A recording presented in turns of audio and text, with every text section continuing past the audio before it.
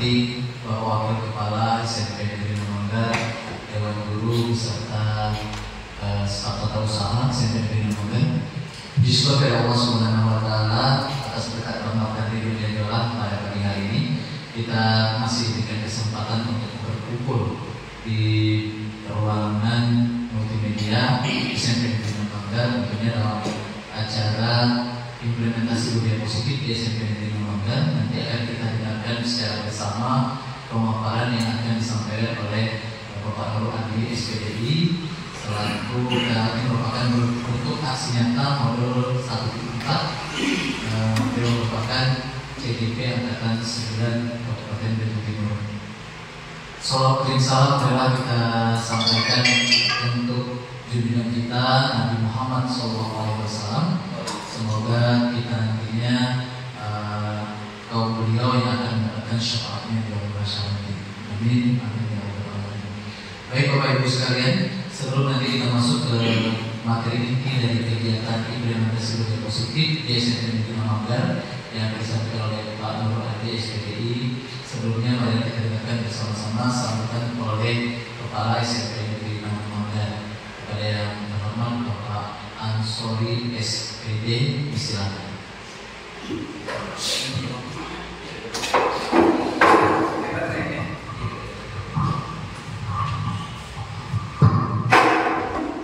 Bismillahirrahmanirrahim. Assalamualaikum warahmatullahi wabarakatuh. Alhamdulillahirrahmanirrahim. Wassalatu wassalamu ala asrafil anbiya'i wal mursalin wa ala alihi wa sahbihi ajma'in. Rabbi shrah li sadri wa yassir li amri wahlul 'uqdatam min lisani yafqahu qawli. Alhamdulillah, marilah kita bersama-sama dalam intinya mengucapkan syukur kepada Allah Subhanahu wa Ta'ala, yang mana pada pagi hari ini kita masih dalam keadaan sehat walafiat. Dan terima kasih kepada Pak Menteri yang pada pagi hari ini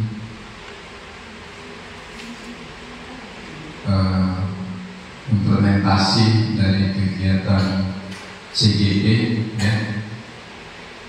Mudah-mudahan nanti kita bersama-sama mendengarkan program yang akan dibawakan oleh Pak Nurul Adli. Bapak Ibu yang saya hormati dan Pak Nurul selaku narasumber kegiatan budaya positif di SMP Negeri Manggar. Alhamdulillah, pada pagi hari ini walaupun tidak semua yang hadir, ya, harapan kita itu semua hadir, ya, untuk kegiatan ini sangat penting sekali, yang mana Bapak Ibu, budaya positif ini sudah kita lakukan sebenarnya, ya, seperti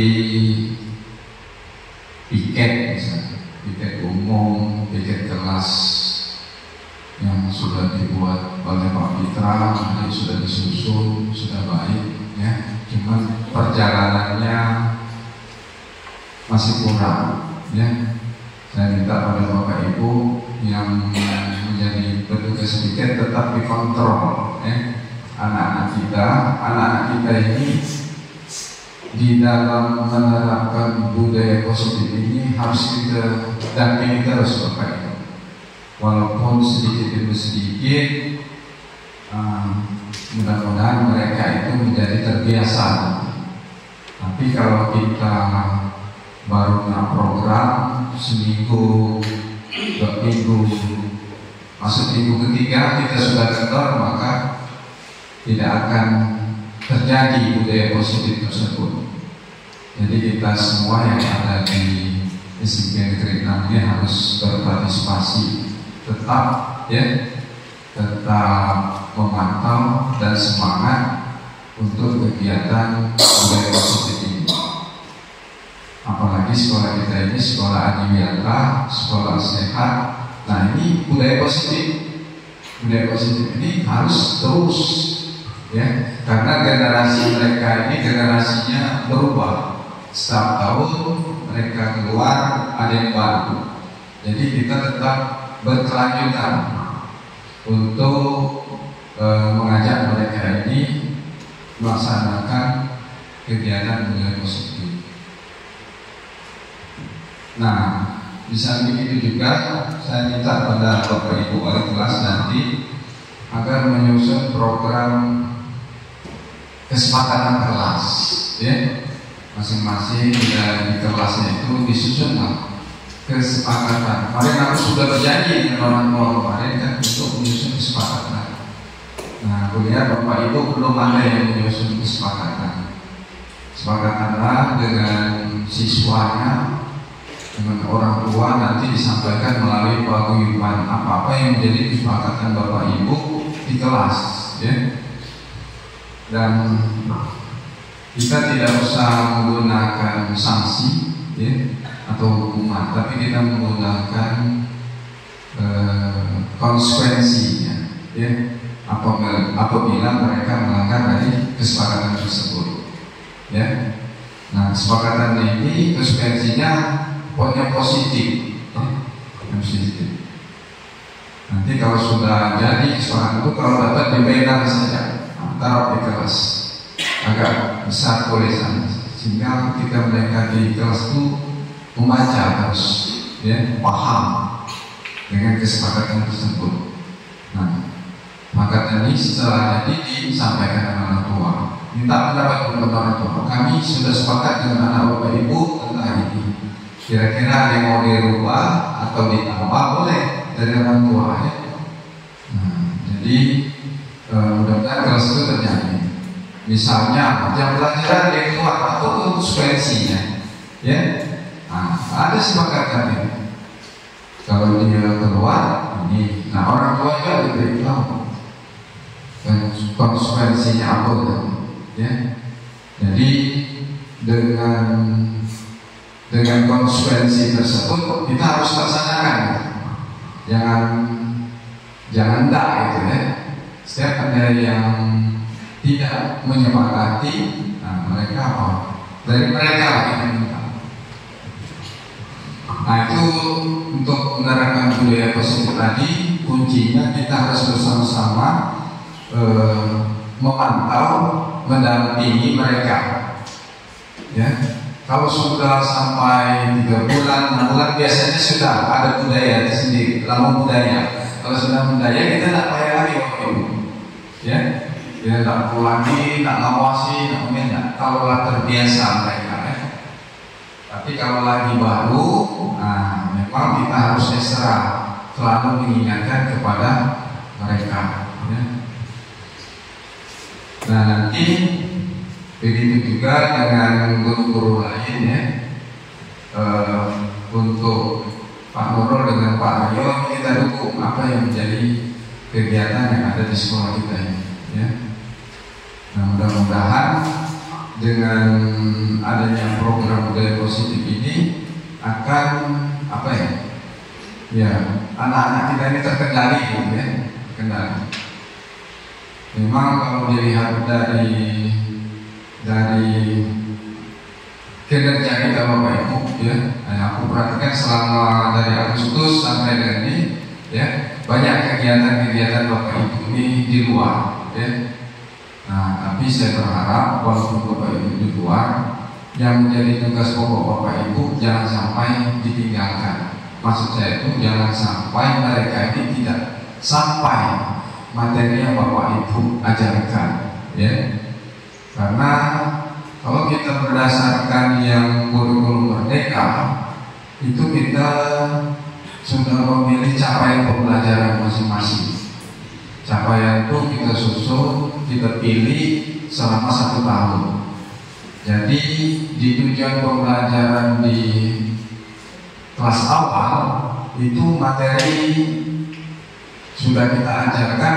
Ketika mereka naik ke berikutnya, materi yang tersebut tidak bisa diulang lagi, Bapak Ibu, ya. Nah, jadi mohon Bapak Ibu, materi-materi itu jangan sampai Bapak Ibu abaikan ya, karena tidak ada pengulangan yang untuk yang di kelas 7 ini ya. Kalau kelas 8, 9 masih ada sekian persen ya. Dan untuk kegiatan pembelajaran itu Bapak Ibu kita sesuai panduan ya. Jangan sampai kita terlalu mendalam ya. Kalau di bukunya hanya kulitnya saja, ya kulitnya saja kita ajarkan ya.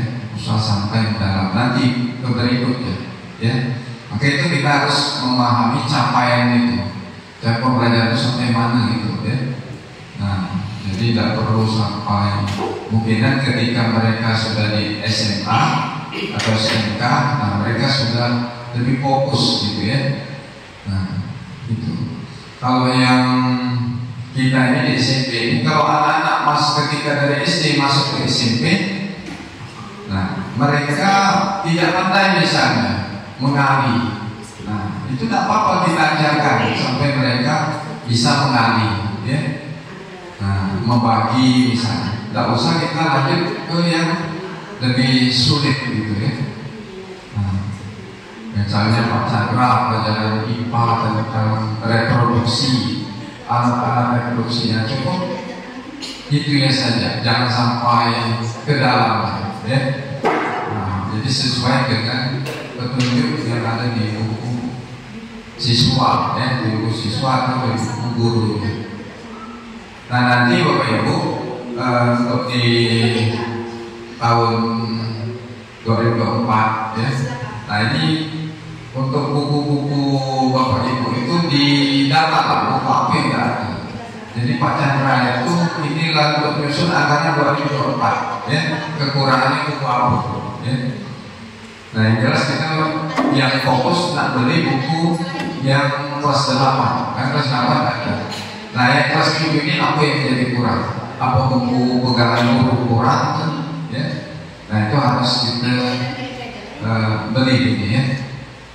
Yang menjadi terus apalagi misalnya Bapak Ibu ada dibeli tahun 2024 apa?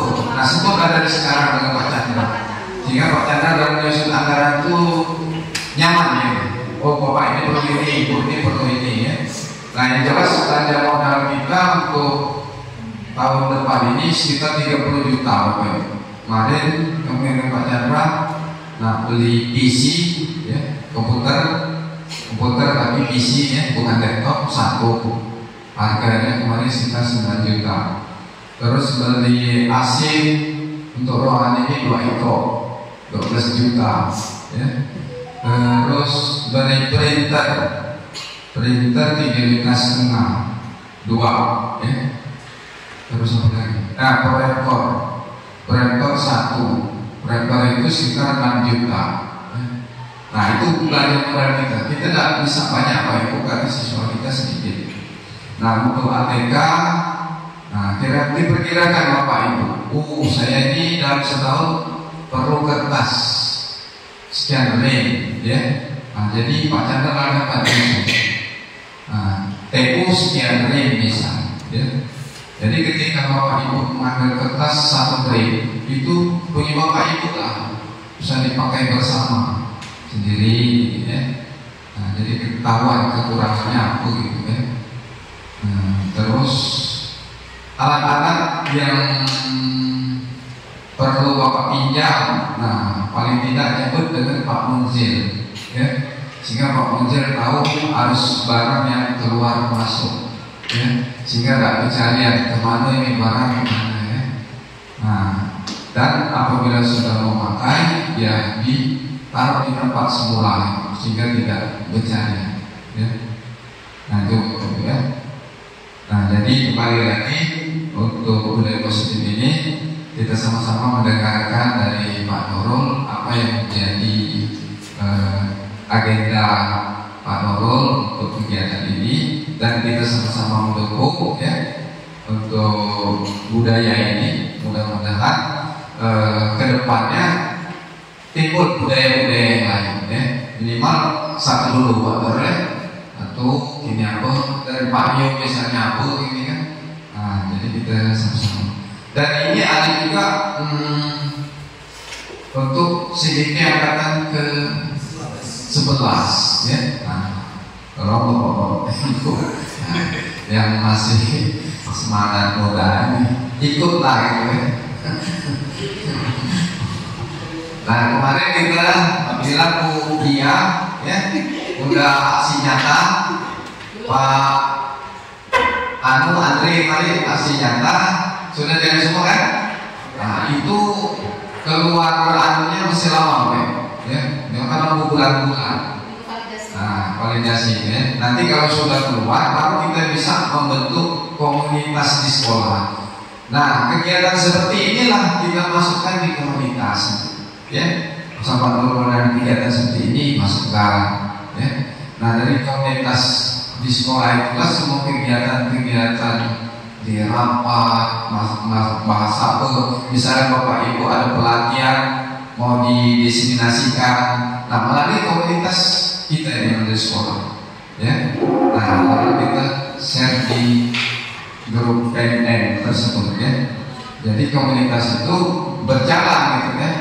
Nah untuk membentuk komunitas ini salah satu syaratnya yaitu di sekolah itu ada guru yang sudah melaksanakan aksi nyata. Nah mudah-mudahan Bu Tia dengan Pak Andre ini lolos gitu ya di aksi nyata.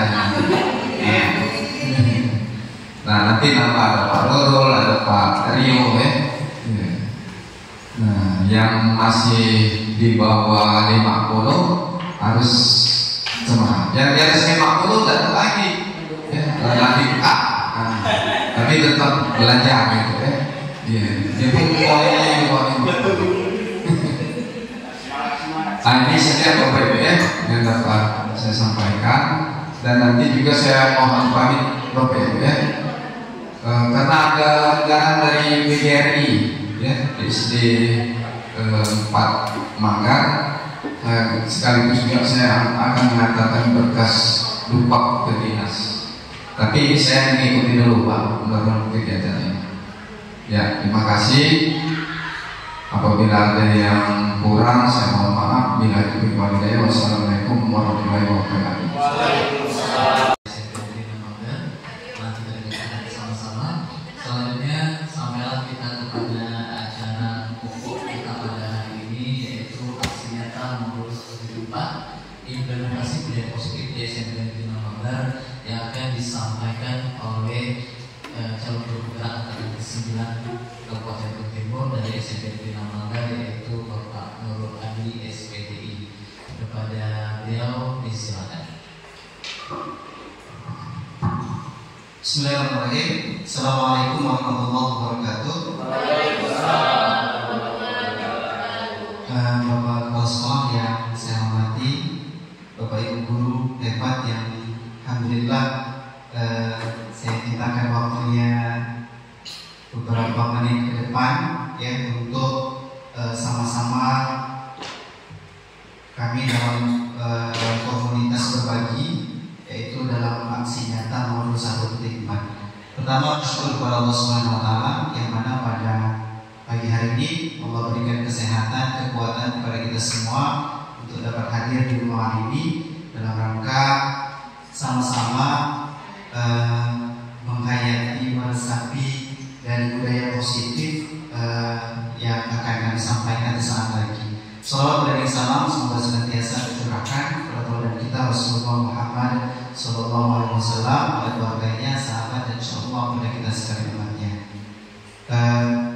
Bapak Kepala Sekolah yang saya hormati, rekan sekalian, sebagaimana yang disampaikan oleh Bapak Kepala Sekolah tadi bahwa implementasi budaya positif ini saya yakin rekan-rekan semua sebenarnya banyak sudah melakukan di sekolah. Ya, jadi bukan karena ada program apa atau ada kegiatan apa, tapi memang saya yakin banyak sekali ya itu yang hanya dokumentasinya mungkin di antara kita 2 orang kemarin kan, dia sama Pak Andri, tapi yang lain barangkali sudah melakukan namun belum terdokumentasikan. Nah, oleh karenanya izinkan saya dalam kesempatan ini untuk menyampaikan implementasi budaya positif ini.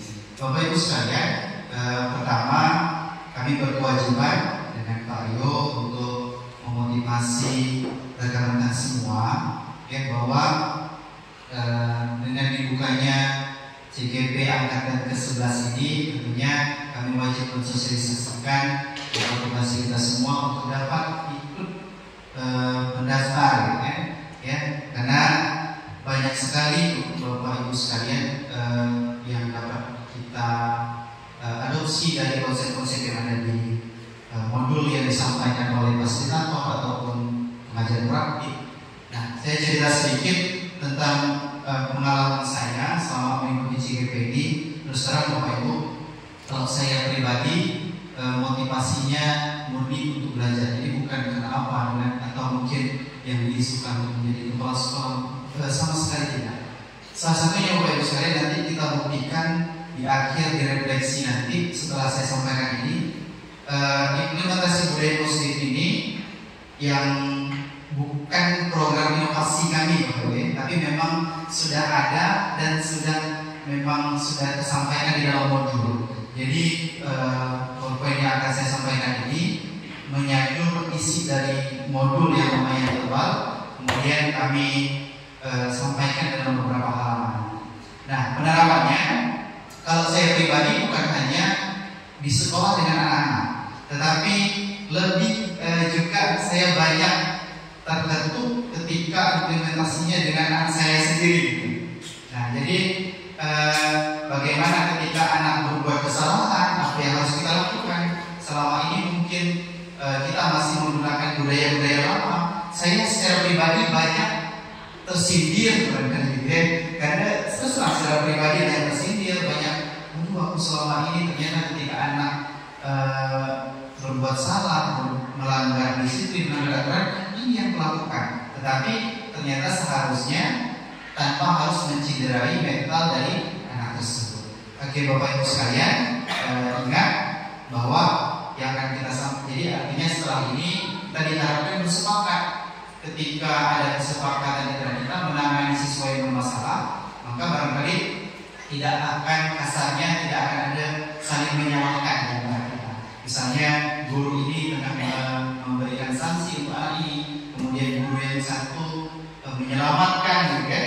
Nah, hal-hal macam ini harus kita sepakatkan sama-sama supaya harapannya sekolah kita menjadi lebih maju. Nah, Bapak Ibu sekalian, konsepnya ada 8 terkait konsep ini budaya positif. Yang pertama adalah perubahan paradigma belajar, disiplin positif, nilai-nilai kebajikan, kebutuhan dasar manusia, motivasi perilaku manusia, kemudian ada posisi kontrol guru, keyakinan kelas, dan segitiga restitusi. Nah, ini peta konsep dari pemaparan saya hari ini, dan muara akhirnya itu adalah pada segitiga restitusi. Bagaimana ketika kita dihadapkan dengan siswa yang tadi kata Pak Kepala Sekolah melanggar aturan kelas, keyakinan kelas, maka sikap kita bagaimana? Nah, ini sangat berkaitan yang disampaikan oleh Pak Ansori tadi terkait keyakinan kelas. Nah, jadi harapannya memang kita sama-sama bergerak setelah ini nanti untuk membuat keyakinan kelas. Walaupun mungkin kita selaku wali kelas sudah membuat keyakinan kelas, namun belum terdokumentasikan dengan baik dari wali. Saya lanjut. Yang kedua, pembelajaran dengan paradigma baru. Bapak Ibu sekalian, sebagaimana yang Bapak Kepala Sekolah sampaikan tadi bahwa kita itu apapun kondisinya, memang bagaimana kita hidup di zaman apa, gitu. Jadi memang pembelajaran itu sekarang masih tren dengan pembelajaran yang berdiferensiasi. Dan ini tidak terlepas dari yang disampaikan oleh Pak Ansori tadi bahwa penyesuaian kita terhadap kodrat zaman anak. Nah, kita mungkin hidup di era 90-an atau mungkin 80-an atau 70-an, tetapi hal yang kita dapatkan dulu itu akan berbeda dengan pengalaman yang memang diharapkan pada anak-anak yang hidup pada tahun 2000 atau 2010-an. Nah, oleh karenanya yang tren sekarang berdiferensiasi itu adalah pembelajaran yang menyesuaikan dengan kebutuhan anak, kebutuhan peserta didik. Oleh karenanya secara teori psikologisnya untuk mewujudkan tujuan akhirnya adalah profil belajar Pancasila. Nah, berdiferensiasi ini Bapak Ibu terus terang, saya pun secara pribadi sebelum ikut TGP memberikan tugas, kemudian memberikan pekerjaan kepada anak itu menyamaratakan kemampuan, tidak berdasarkan kepada kemampuan si anak tahapnya sekian, standarnya sekian, tetapi memang disampaikan secara merata, tidak membedakan kemampuan atau mungkin konsep nilai yang ada pada diri anak. Nah, oleh karenanya ketika dikenalkan dengan konsep diferensiasi, maka kita itu memberikan tugas memang harus menyesuaikan dengan kemampuan anak. Mulainya dari profil Pancasila yang sudah sama membahas. Saya yakin tidak perlu terlalu dalam. Saya mengambil konsepnya, hanya saja 6 konsep yang sudah kita lakukan dengan ibu pengawas sekolah waktu itu, mudah-mudahan sama-sama dipahami. Kemudian selanjutnya habis konsepsi tentang teori kontrol baik. Yang namanya MIS berarti ada ketidaksepahaman antara kita. Yang pertama, ilusi bahwa guru itu mengontrol murid. Selama ini kan yang kita lakukan seperti ini, bahwa kita itu adalah pelaku utama dalam pendidikan anak-anak, dalam mengontrol anak-anak. Nah, ini lagi-lagi bahasanya ilusi, Nah, ilusi guru mengontrol murid. Nanti konsepnya bagaimana akan ada di slide berikutnya. Kemudian yang kedua, ilusi bahwa semua penguatan positif, efektif dan bermanfaat. Nah, ini tadi yang berdiferensiasi tadi tanpa mengetahui kemampuan anak itu sampai di mana. Kemudian yang ketiga, ilusi bahwa kritik dan membuat rasa bersalah mampu menguatkan karakter. Nah, saya mulai berkata Bapak Ibu ketika mempelajari modul ini pada poin inilah bahwa mengkritik atau ketika anak berbuat kesalahan, melanggar kata tertib, maka kita kan biasanya semakin menyalahkan anak tersebut. Nah, nanti kita lihat bagaimana konsep yang seharusnya. Kemudian ilusi bahwa orang dewasa berhak memaksa. Nah, saya juga tersindir dengan hal ini, karena selama ini kita menganggap kita yang paling dewasa, kemudian kita lah yang harus mengatur atau menggerakkan anak-anak kita. Kemudian yang selanjutnya, mengubah paradigma stimulus respon ke pendekatan teori kontrol. Nah, kalau tadi diskusi tentang teori kontrol, sekarang mengubah paradigma.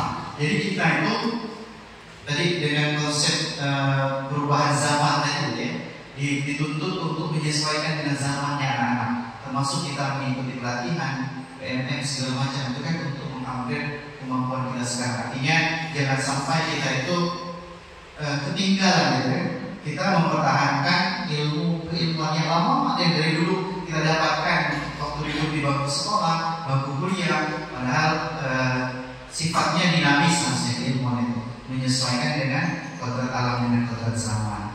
Nah, yang pertama, realitas kebutuhan itu kita harus sama. Padahal teori kontrolnya adalah realitas kebutuhan kita itu berbeda. Sama dengan yang disampaikan oleh Bapak Pembina Acara tadi pagi, kan? Kalian itu boleh hebat dalam hal apa? Mungkin kita juga beranggapan bahwa tidak semua anak-anak kita itu harus kita paksa hebat secara akademik, kan? Tapi ada yang hebat di olahraga, hebat di seni, hebat di bidang-bidang lainnya. Kemudian yang kedua, semua orang melihat hal yang sama. Nah, kadang-kadang kita masuk kelas cukup dengan duduk saja, kemudian menyamaratakan kemampuan anak kita tadi, kan? Padahal setiap orang itu memiliki gambaran yang berbeda. Kemudian kita mencoba mengubah orang agar berpandangan sama dengan kita.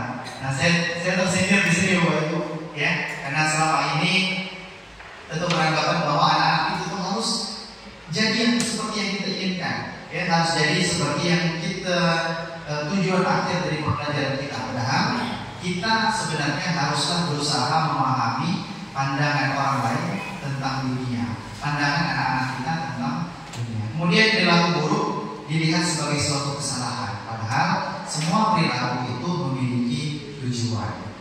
Ini berkaitan dengan kodrat alam dan kadang anak-anak kita itu kan punya background keluarga masing-masing di rumah, kemudian punya permasalahan masing-masing. Tentunya yang membentuk mereka pertama kali itu kan memang keluarga, dan kita Bapak Ibu guru di sekolah itu adalah sebagai pengendali bagaimana supaya anak ini yang mulai melenceng sedikit, nah kita ingatkan. Kemudian orang lain bisa mengontrol saya, hanya Anda yang bisa mengontrol diri sendiri. Selanjutnya, saya bisa mengontrol orang lain, Anda tidak bisa mengontrol orang lain. Kemudian pemaksaan ada pada saat bujukan gagal, sedangkan kolaborasi dan konsensus menciptakan pilihan-pilihan baru. Artinya kalau kita stimulus responnya memaksa anak atau membujuk ketika dia gagal, padahal seharusnya kita harus menunjukkan kolaborasi ya pada anak-anak kita.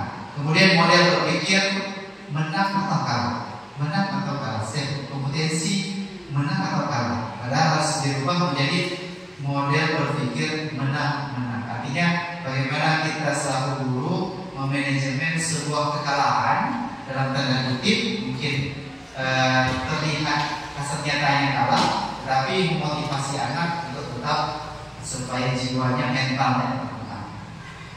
Kemudian disiplin positif Bapak Ibu berasal kata dari disiplin yang artinya belajar, mengacu pada disiplin diri yang memiliki tanggung jawab terhadap apa yang dilakukan atau diyakini.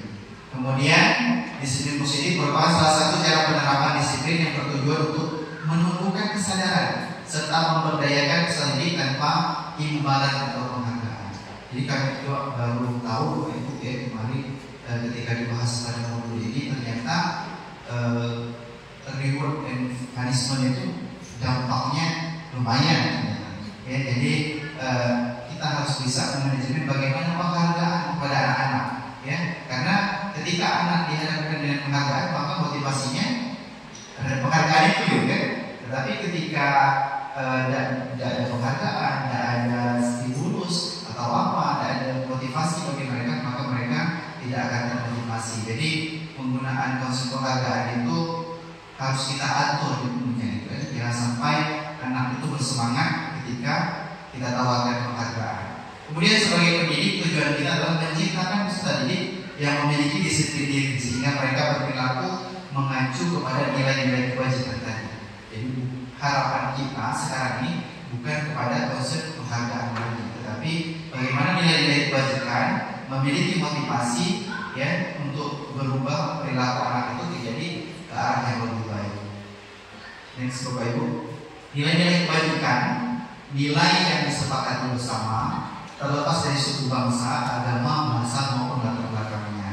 Yang pertama tadi profil dari Pancasila saya kira sudah cukup paham Bapak Ibu semua. Kemudian yang kedua adalah 5 years program ya, di sana ada toleransi, rasa hormat, integritas, mandiri, menghargai. Kita tahu saat ini memang saya sendiri pun selaku guru agama membina intak gitu ya, memang berusaha memberes terkait membereskan akhlak anak-anak. Masih ada kadang-kadang yang memang masih perlu kita bimbing, kita bina.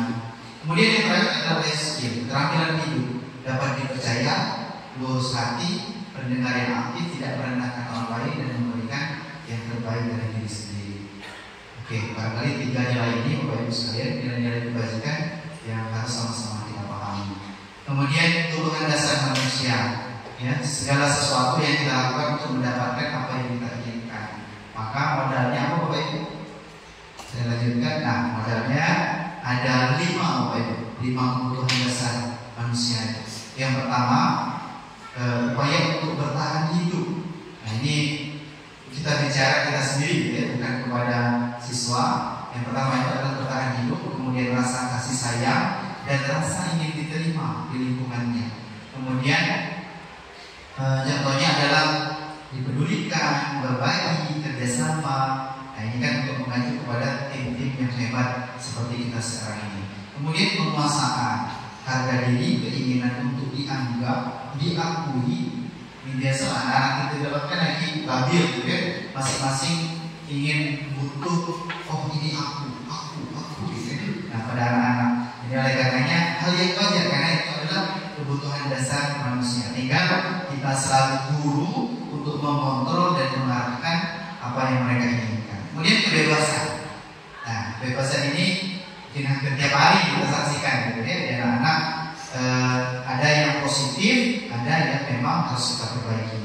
Mandiri, memiliki pilihan, mencoba hal baru. Nah, anak kita kan kadang walaupun negatif tapi pengennya mencoba terus. Kemudian mampu mengendalikan diri. Nah, mencoba hal baru sudah bagus. Mandiri kadang-kadang anak sudah bagus. Memiliki pilihan dapat mencerna. Tetapi kadang di poin terakhir mampu mengendalikan arah dirinya. Ini yang sering kebablasan yang anak kita. Kemudian yang terakhir adalah kesenangan. Ya, setiap manusia tentunya butuh kesenangan. Ya, baik itu bermain, humor, ya, seperti jualan di kantor mungkin gitu kan. Ya, karena memang humor itu kan kalau kita terlalu tegang atau mungkin lingkungannya kaku, nah itu kan kadang kita juga cenderung cepat bosan, ya kan. Nah, oleh karenanya sesekali ya mungkin harus menambah memupuk keluargaan kita semua, tertawa, antusiasme, ya baik sekali. Kemudian, nah ini motivasi dua hal para kita baik. Yang pertama motivasi ekstrinsik berkaitan dengan penghargaan tadi. Yang pertama adalah untuk menghindari ketidaknyamanan atau hukuman. Ya, jadi ada anak-anak kita itu disiplin, ya, tetapi tadi sebagaimana disampaikan oleh Pak Chandra tadi bukan karena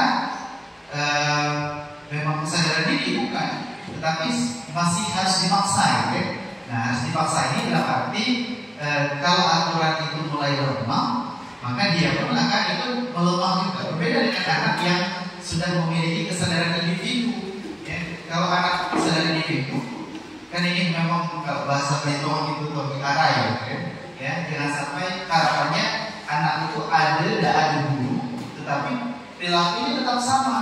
Bukan karena ada guru tersebut baru perilakunya bisa berubah, bisa baik. Okay? Kemudian yang kedua, untuk mendapatkan imbalan atau penghargaan tadi. Jadi anak itu baru termotivasi, baru ingin jadi lebih baik kalau ada yang dijanjikan. Misalnya mungkin ada kita di sekolah, tapi mungkin kadang-kadang komitmen mereka di rumah, nak kalau masuk 3 besar bisa sampai baru gitu ya. Nah, jadi kan motivasi yang terbayang di dia belajar itu adalah untuk semua imbalan atau penghargaan dari orang lain. Nah, itu motivasi yang dari luar. Sedangkan yang diharapkan itu adalah pada akhirnya motivasi intrinsik, yaitu untuk menjadi orang yang mereka inginkan dan menghargai diri sendiri. Jadi mereka rajin, mereka belajar itu adalah merupakan bentuk dan penghargaan bagi diri sendiri bagi mereka dengan nilai-nilai yang mereka percaya. Bapak Ibu, kita masih berbicara konsep. Nanti terakhir kami harapkan kita akan diskusi banyak terkait konsep-konsep yang sudah kami sampaikan ini. Kemudian ada 3 Bapak Ibu. Yang pertama hukuman, konsekuensi, dan restitusi. Bagaimana ketika kita membedakan antara hukuman dan konsekuensi? Kalau hukuman itu bersifat tidak terencana, jadi spontanitas. Jika anak berbuat kesalahan maka kok usah misalnya, gitu. Nah itu kan bersifat spontanitas. Atau pungut sampah, ya, itu spontanitas. Kemudian murid tidak tahu apa-apa yang akan terjadi sifatnya, ya, ciri-cirinya. Kemudian bersifat satu arah, bukan karena kesepakatan tetapi memang perintah gitu, dari kita dulu. Kemudian berupa hukuman fisik atau psikis, ya. Kalau konsekuensi bagaimana? Nah ini berkaitan dengan yang disampaikan Bapak Mas tadi terhadap keyakinan kelas, ya, bersifat terencana, disepakati sesuai peraturan. Makanya insyaallah nanti akan sama-sama kita lakukan di kelas terkait keyakinan kelas ini. Keyakinan kelas ini Bapak Ibu dominannya yang membuat adalah siswa sendiri. Jadi kita hanya sekedar fasilitator saja. Kemudian murid tetap dibuat tidak nyaman atas konsekuensi. Karena kenapa? Karena mereka sudah tahu di belakang kelas itu sudah ada kesepakatan kelas, tetapi terkadang ada hal-hal yang membuat mereka harus melanggar keyakinan kelas tersebut. Nah, oleh karenanya murid menjadi tidak nyaman. Kita nyebut dulu gitu ya. Kita tahu ada aturan, masa masih dilanggar? Pasti kan timbulnya tidak nyaman di perasaan mereka. Kemudian sikap guru selalu memonitor murid. Jadi keyakinan kelas mungkin yang dilihat dari mereka setiap hari di dalam kelas itu akan menyebabkan guru untuk selalu mengawasi anak. Kemudian yang ketiga adalah restitusi. Ini fokus kita hari ini, ya, bagaimana penanganan anak melalui konsep restitusi ini. Proses menciptakan kondisi bagi murid untuk memperbaiki kesalahan. Jadi bukan kepada hukuman, bukan kepada konsekuensi tadi, tetapi menciptakan murid nanti ada motivasi dalam mereka untuk memperbaiki kesalahan. Ini saya coba tampilkan video apa yang sudah saya lakukan ketika ini skenario memang mengharuskan dua skenario, bukan berarti anak itu punya kesalahan. Ya. Kemudian yang terakhir proses kolaboratif yang mengajarkan murid untuk mencari solusi sendiri. Jadi ingat Bapak Ibu, nanti di akhir kami akan menampilkan segitiga restitusi. Konsepnya dua, yang perlu kita ingat adalah memperbaiki kesalahan, kemudian yang kedua adalah mencari solusi sendiri. Ini untuk anak-anak kita. Nah, 5 posisi kontrol dulu. Kira-kira kita berada di mana Bapak Ibu? Ya, penghukum atau pembuat merasa bersalah. Kemudian apakah di posisi teman atau pemantau atau manajer? Atau mungkin kelima-limanya atau di 3 yang di sini, ya. Nah, kita lihat Bapak Ibu, mana yang paling baik, mana yang terbaik. Contoh penerapan 5 posisi kontrol dulu. Salah kasusnya adalah siswa tidak memakai atribut lengkap saat upacara bendera. Bagi seorang penghukum, maka konsekuensinya adalah hormat pada bendera selama 1 jam. Ya, kadang-kadang saya sendiri pernah melakukan ini. Kemarin merasa tersindir ketika membahas hal ini. Kemudian membuat merasa bersalah. Berapa kali ibu bapak harus memberitahu kamu? Kamu ini selalu saja mengecewakan Bapak Ibu. Nah, ini kan membuat anak menjadi bersalah, ya. Kalau penghukum tadi sudah lakukan apa yang Bapak suruh. Kemudian selanjutnya, bagaimana dengan posisi sebagai teman? Ayo dong, ikuti aturan sekolah.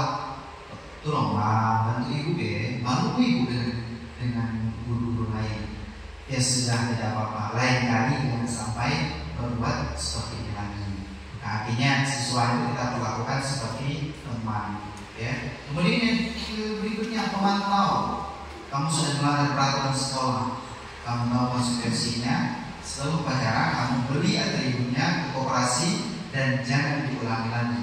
Nah, ini sebagai pemantau. Selanjutnya manajer. Apakah kamu tahu kesalahan kamu? Kira-kira bagaimana kamu memperbaiki kesalahanmu?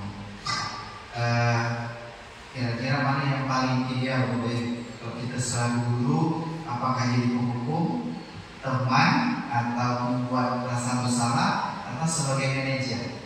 Yang paling ideal kira-kira?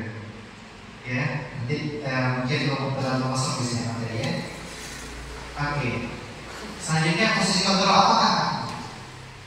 Ya, kira-kira saya kecewa sekali dengan kamu. Ibu kecewa dengan kamu. Bapak kecewa dengan kamu. Okay. Kira-kira ini posisi kontrol apa? Membuat merasa bersalah. Membuat merasa bersalah, ya. Oke, selanjutnya kamu tidak benar-benar melakukannya, ya, sama masih, ya. Kemudian apa rencana untuk menyelesaikan masalah ini? Oh iya, manajer. Oke, lanjutkan. Ayolah lakukan ini dan ibu, ya, teman. Kamu tidak pernah mendapat nilai jika tidak mengerjakan tugas. Kamu tidak akan dapat nilai kalau tidak pernah mengerjakan tugas. Iya, sih, ya. Oke, mengapa keyakinan kelas? Mengapa bukan peraturan kelas? Silakan, ada yang ingin berpendapat? Rekan-rekan sekalian, kenapa harus keyakinan kelas? Kenapa bukan peraturan kelas? PPN itu kan dibuat secara bersama-sama oleh guru dan siswa, kajian ini secara bersama-sama. Yeah. Kalau peraturan itu sepertinya satu arah. Oh iya. Oke, peraturan kelas itu lebih kepada guru saja yang buat, kan? Oh ini peraturan kelas kita harus dipatuhi. Tetapi kalau keyakinan kelas itu adalah sesuatu yang dibuat secara bersama-sama dengan anak-anak. Kira-kira mana yang lebih efektif, Bapak? Keyakinan atau peraturan? Kenapa sebab keyakinan lebih mengena kira-kira? Iya, karena yang paling usulkan adalah anak-anak sendiri. Paling tidak itulah sendiri kan. Ketika kita buat aturan, sedangkan kita sendiri tidak mematuhi, pasti ada perasaan dan yang mana gitu ya. Oke, kita lanjutkan. Nah, ini membentukkan keyakinan kelas tadi Bapak Ibu. Ya, boleh menggunakan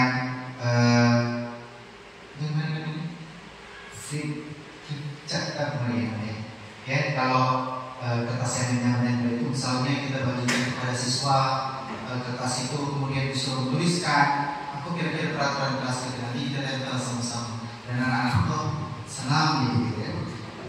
Ya, kalimatnya bersifat abstrak berupa pernyataan universal dibuat dalam pernyataan positif. Jadi yang misalnya jangan sekarang kan tidak boleh lagi menggunakan kata dilarang misalnya kan, dilarang merokok misalnya, ya, atau misalnya diganti dengan terima kasih tidak merokok di ruangan ini misalnya kan. Nah, hal-hal jadi harapannya adalah kalimat positif itu masuk ke dalam anak kita, pikiran kita, dan tidak dengan kalimat tidak misalnya, dilarang misalnya, hukuman misalnya, itu harus kita hindari.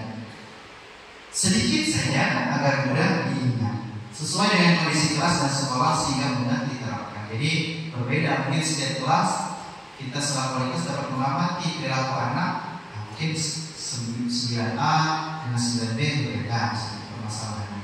Semua warga sekolah, warga kelas dilibatkan saat membuat keyakinan kelas.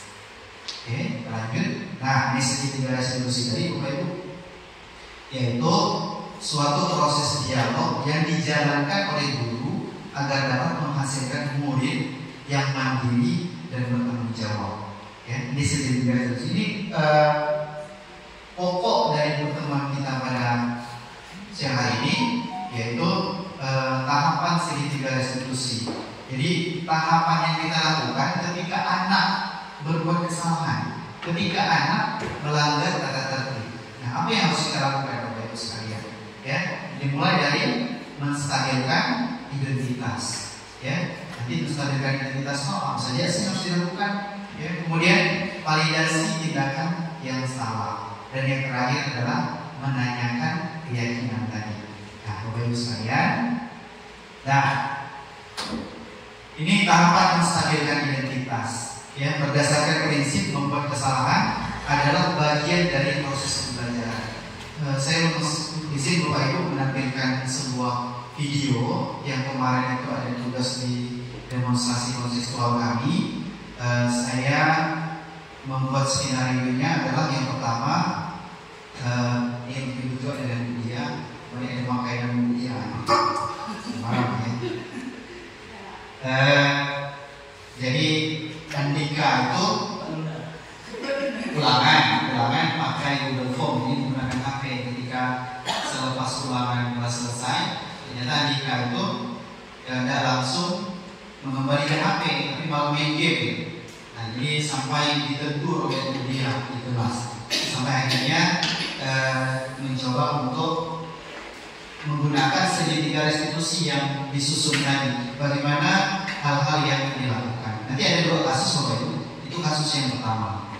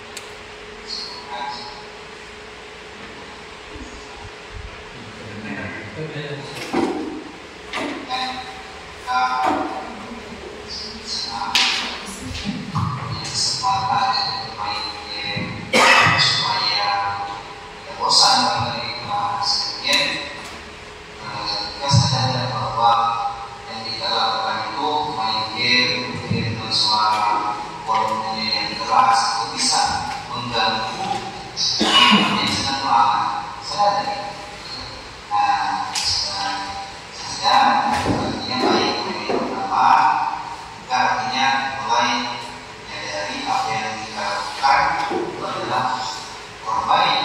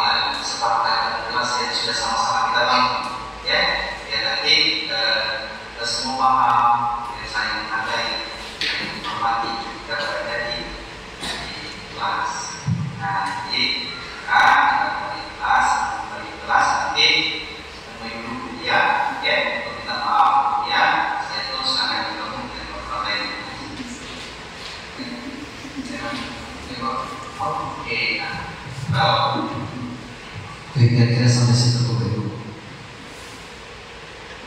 Ya, itu penerapan segitiga restitusi tadi. Jadi yang sama-sama kita pahami pada modul ini bahwa setiap menyelesaikan permasalahan, baik itu pelanggaran kedisiplinan segala macam, maka haruslah menggunakan segitiga restitusi yang dimulai dengan menstabilkan identitas. Ya, tadi kan yang ada di video tadi itu dimulai dengan kata Bapak bukan ingin mencari siapa yang salah, siapa yang benar, barangkali seperti itu. Kemudian validasi tindakan yang salah. Tadi ada poin ditanyakan bahwa keyakinan kelas mana yang dilanggar, gitu kan? Tata tertib sekolah mana yang dilanggar, gitu kan? Tidak menghargai orang lain. Kemudian menanyakan keyakinan tadi, ya, bahwa setelah harus ada pengakuan atau ungkapan dari dalam diri siswa bahwa setelah itu berjanji tidak akan mengulangi atau akan meminta maaf terhadap apa yang sudah dilakukan. Nah, itu tadi video tentang praktik tahapan segitiga restitusi, Bapak Ibu sekalian. Sekarang kita lihat bagaimana apa yang bisa kita lakukan ketika menemukan siswa yang melanggar tata tertib atau kedisiplinan. Yang pertama, ciri-ciri kata-katanya yang bisa kita gunakan. Yang pertama adalah menstabilkan integritas. Berbuat salah itu wajar. Bapak dulu pernah juga apa kalau berbuat salah. Nah, ini kan tipikal menstabilkan integritas. Kemudian tidak ada manusia yang sempurna. Ya, semua dari kita pernah berbuat kesalahan. Nah, boleh. Bapak juga pernah melakukan itu, misalnya. Ya. Kemudian Bapak di sini bukan mencari siapa yang salah, tapi Bapak ingin mencari solusi dari permasalahan itu. Kemudian kamu berhak merasa begitu. Nah, ini kan ciri-ciri kalimat menstabilkan identitas tadi. Jadi kita itu dituntut Bapak Ibu ketika menangani siswa yang punya permasalahan, tidak langsung menjudge atau mungkin langsung kepada menyalahkan dia, ya. Tetapi harus menstabilkan. Karena kita paham anak-anak kita itu sedang tidak stabil identitas, jadi ada masalah itu, ya.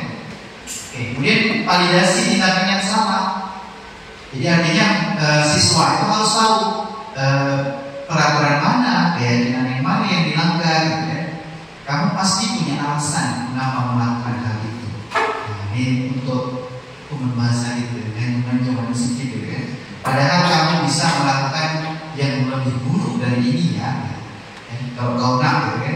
Kemudian kamu patut bangga karena telah melindungi sesuatu yang penting buatmu, ya. Kemudian kamu melakukannya karena mempertahankan sesuatu yang penting bagimu. Jadi artinya membuat kekuatan, yang membangun kekuatan pada siswa yang tengah bermasalah tadi.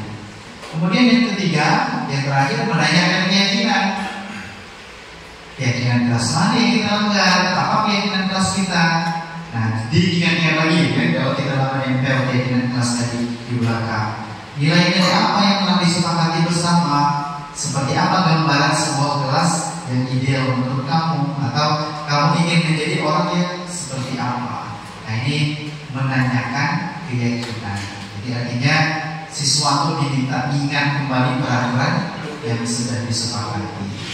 Nah, kira-kira itu Bapak Ibu sekalian, ya, praktik dari segitiga restitusi. Mudah-mudahan mampu kita terapkan, Bapak Ibu sekalian. Saya yakin pasti menimbulkan dinamika baik antara kita maupun antara kita dengan diri sendiri, gitu, ya. Karena memang ketika menerapkan ini, ketika mengetahui menganalisa modul ini, aku sendiri pun merasa banyak lagi yang perlu kulakukan, gitu, ya. Tetapi mudah-mudahan sekali lagi ini bisa kita lakukan kepada, kalau aku menyebut sesuai dengan contoh untuk aku dengan anakku, gitu, ya, dalam menangani masalah dan langsung menyalahkan dia. Silakan Bapak Ibu sekalian, selanjutnya kita diskusi. Barangkali harapannya dari komunitas berbagi ini, Bapak Ibu, pertama saya sebagaimana yang diketahui bahwa yang berbicara dari Pak bukan yang paling pandai, bukan, tapi kami ini diminta untuk tanggapan dari Bapak Ibu guru sekalian, bagaimana dengan konsep ini, gitu, kan? Apa yang memang selama ini terjadi, kemudian yang harus kita lakukan, atau mungkin yang tidak dapat diterima dari kita sama-sama. Silakan Bapak Ibu sekalian, ada yang ingin memberikan tanggapan, boleh, atau pertanyaan nanti kita diskusikan sama-sama, boleh. Silakan. Boleh Bapak Ibu, secara berang mungkin gimana kalau kita selama ini, gitu, kan? Karena penerapan kita ini beda-beda, kan? Di eksekusi di lapangan berbeda. Nah, mungkin barangkali bagaimana kita menyikapi itu gitu ya. Ketika maklum lah kadang-kadang di lapangan banyak hal yang terjadi di luar dari konsep gitu ya. Silakan Bapak Ibu sekalian, mungkin ada yang ingin memberikan saran dan masukan.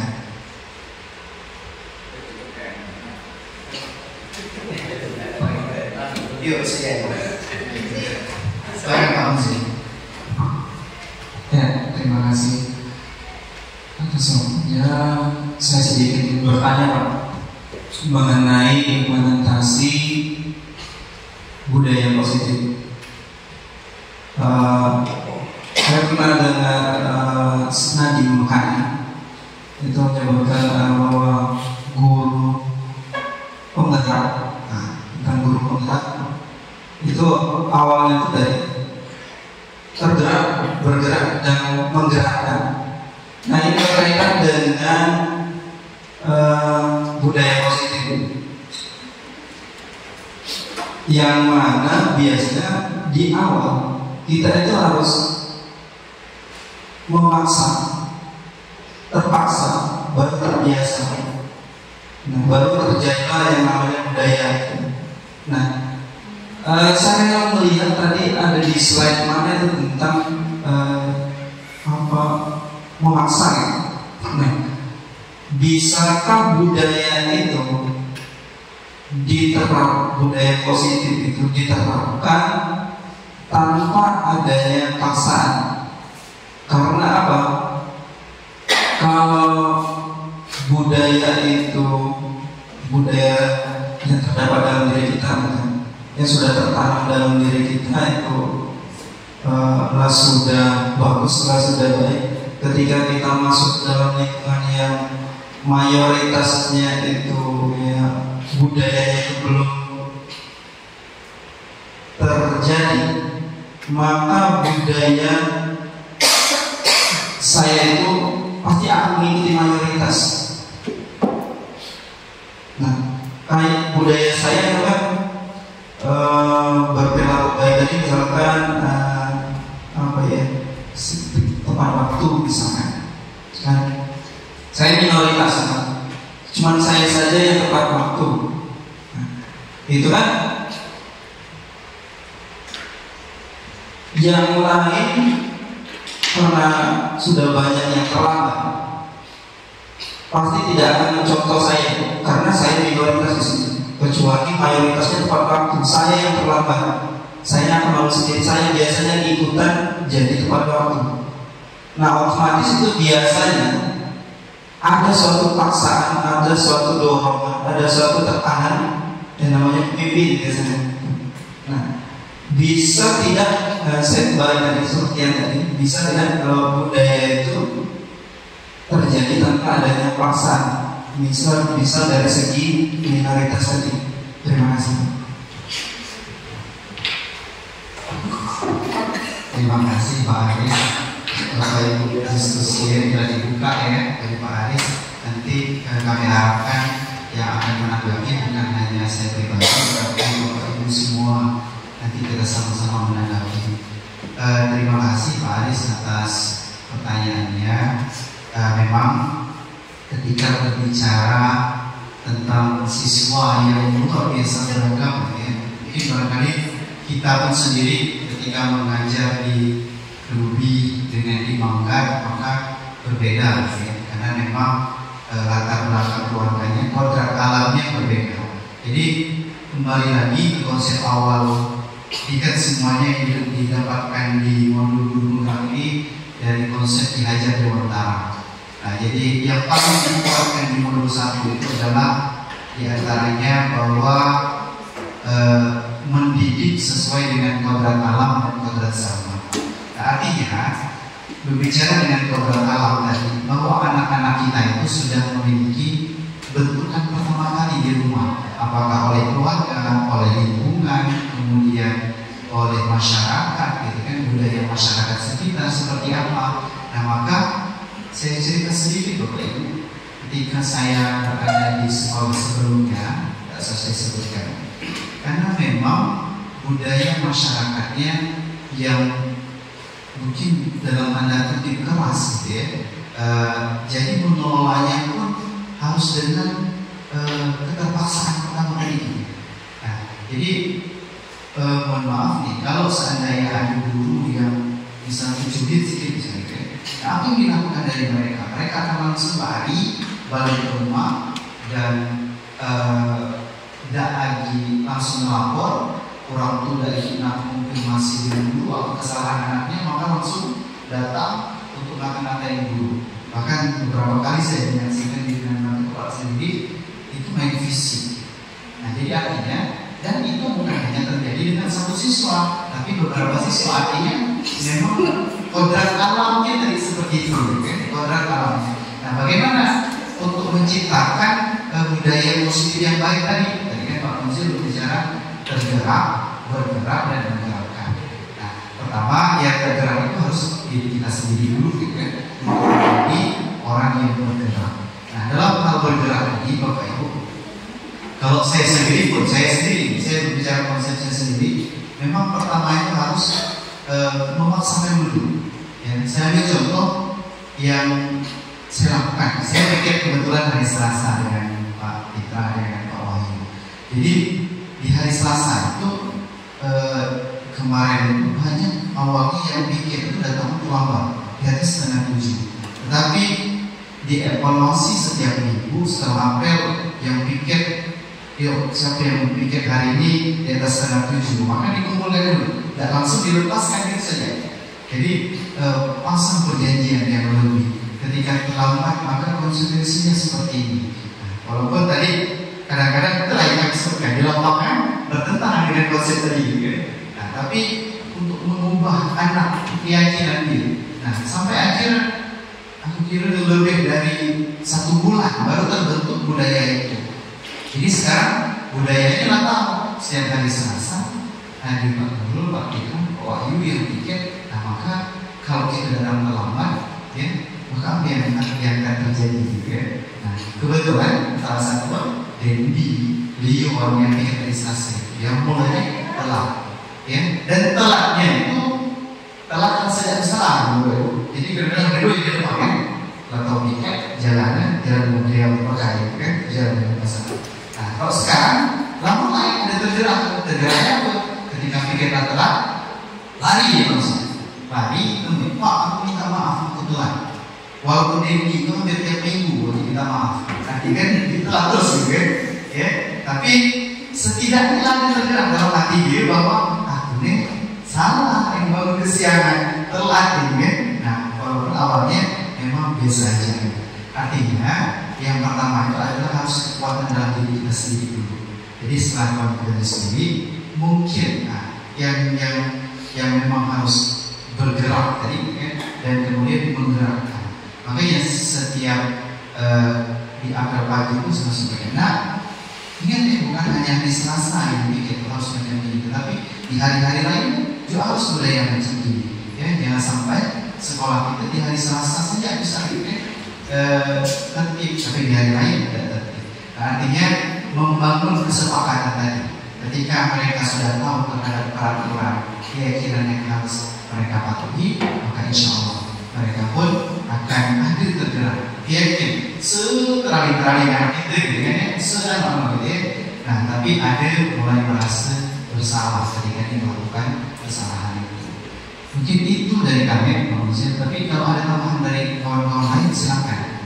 Boleh Ibu, Bapak silakan. Tidak menanggapi, menambahkan. Kemudian mereka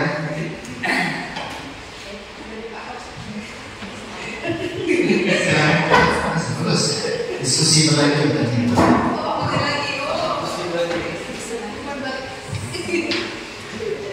Ya, terima kasih Pak Nurul atas jawabannya tadi. Intinya dari diri kita dulu, baru nanti mulai sedikit memaksakan, baru nanti ada suatu kebiasaan gitu.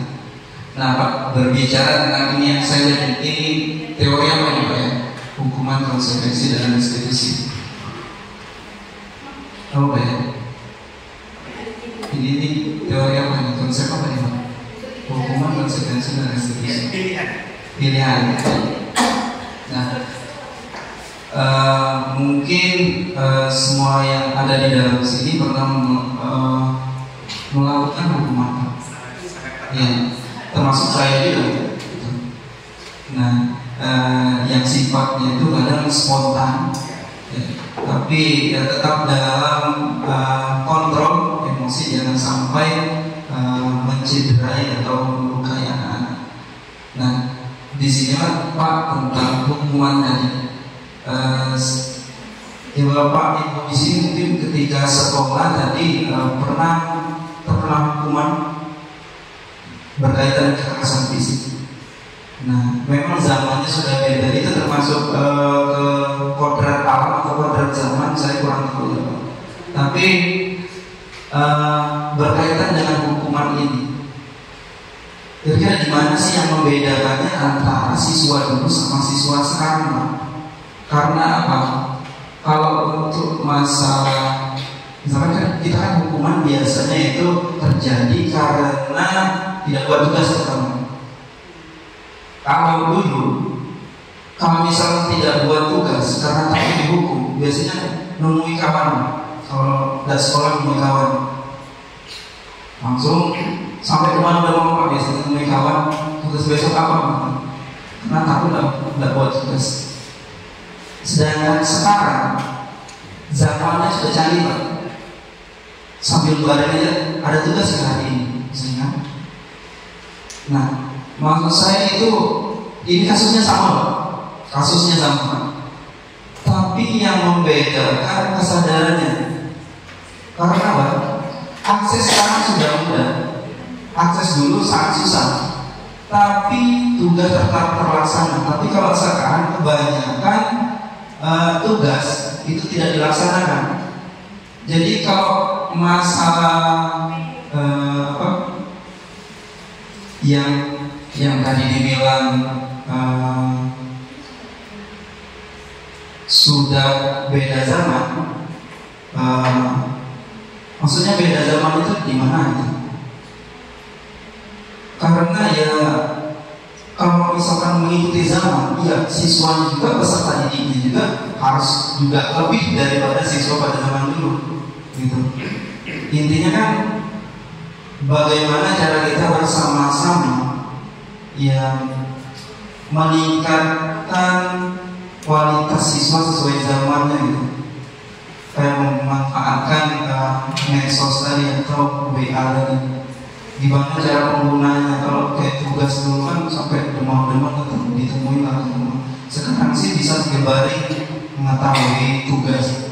Bahkan tugas itu bisa langsung di searching di Google. Tapi anak-anak sekarang banyak yang tidak buat tugas, sedangkan akses sudah dipermudah. Nah itu menurut Pak Nur itu gimana? Atau menurut Bapak Ibu yang lain? Terima kasih Pak Aris. Memang kondisi kita berbeda. Jadi Bapak Ibu mohon ditambahkan ya Bu.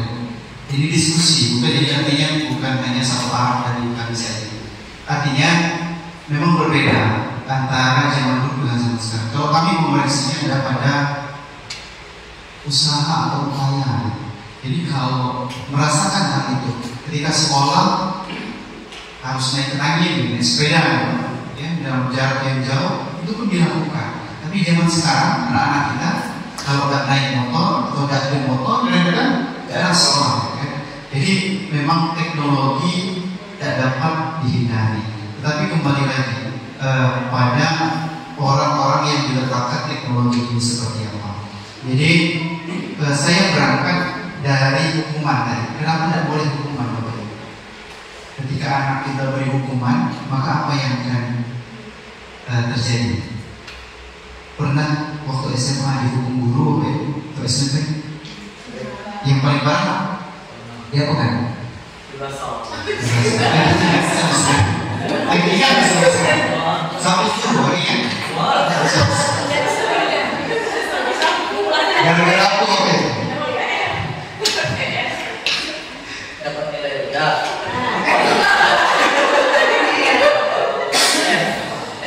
Jadi Bapak Ibu sekalian, mungkin inilah maksudnya pembelajaran yang bermakna gitu. Karena yang paling kita ingat itu kan memang cerita-cerita yang sangat bukan berkesan itu aja, tapi berbekas apa ya? Kira-kira Pak Pitra tadi kita sebut sebagai apa? Sekarang ingat dengan hukuman yang pernah dilakukan guru, dan gurunya pun ingat siapa guru. Artinya ketika memberikan hukuman itu, maka kita itu sedang mengajari anak-anak itu menjadi seorang pendendam. Karena sampai sekarang lagi ingat, gitu kan? Diri pun lagi ingat coba pernah dia mengajar itu. Jadi artinya kekerasan fisik yang disampaikan Pak Aris tadi, kemudian hukuman-hukuman tadi mungkin harus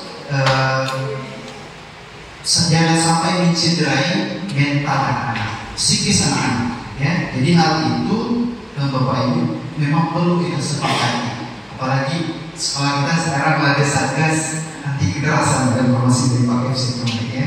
Jadi memang harus sama-sama kita sepakati ranahnya. Kalau perlakuan anak yang malas tadi mungkin karena terlalu dimudahkan, ya. Aku teringat diskusi aku dengan Pak Andri beberapa hari lalu, ya. Pak Andri mungkin menjaga anak di sana. Aku kurang setuju Pak sebenarnya, kata dia, dengan WA anak-anak izin sakit karena terlalu menggampangkan, memudahkan. Padahal itu teknologi seharusnya memang bisa dimanfaatkan, gitu kan. Tetapi dari sisi bimbingan konselor, gitu kan, nah, kurang setuju dengan adanya itu karena memang membuat anak-anak itu jadi lebih pas. Padahal tadi kita sampaikan bahwa teknologinya dalam berbeda. Tetapi sekali lagi, kita ini zaman kita mungkin dididik dengan kekerasan, tapi kekerasan itu banyak juga yang berhasil, Bapak Ibu. Ya, buktinya, nah Bapak Ibu semua benar-benar di sini, kan? Karena ada didikan guru-guru yang keras, didikan orang tua yang keras. Tapi karena peraturan sekarang yang tidak membolehkan adanya kekerasan, apalagi sampai fisik, nah maka anak-anak tadi kita nih pokoknya dituntut jangan sampai mencederai psikis anak-anak, jangan sampai umpatan kita, kemudian hukuman kita tadi, jangan sampai. Tapi kembali lagi dampaknya tadi, kan? Anak-anaknya memang kalau kita dulu dididik dengan keras itu supaya disiplin, kan? Supaya tadi berani macam itu, kan? Itu juga pasti anak-anak itu kan punya ciri khas terhadap itu. Pak Pitra gini, Pak Chandra gini, Pak Nurul gini, pasti punya. Nah artinya betul yang disampaikan Pak Aris tadi, jangan sampai ada guru itu baru anak-anak tertib. Tapi kalau tidak ada guru itu tidak tertib. Jadi artinya kita tidak hebat suram, nggak masuk suram. Karena capek juga, kan? Jadi artinya peraturan yang sama-sama disepakati harus ditegakkan sama-sama. Bapak Ibu, ada yang bisa sharing terkait yang tadi? Kenapa berbeda anak-anak itu, anak-anak dulu zaman kita belajar di sekolah dengan anak-anak yang sekarang? Silakan Bapak Ibu. Ada yang bisa menambahkan? Silakan Pak Sal.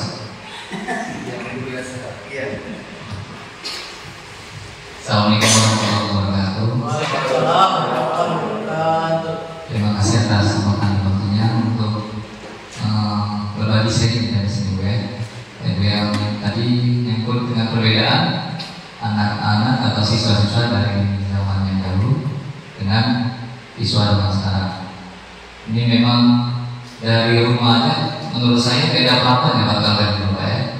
Yang pertama, kalau orang zaman dulu itu setiap bangun pagi orang tua sudah siap, mulai dari sarapan, dibangun sholat, diingatkan dari kerjaan dulu. Nah itu perbedaannya.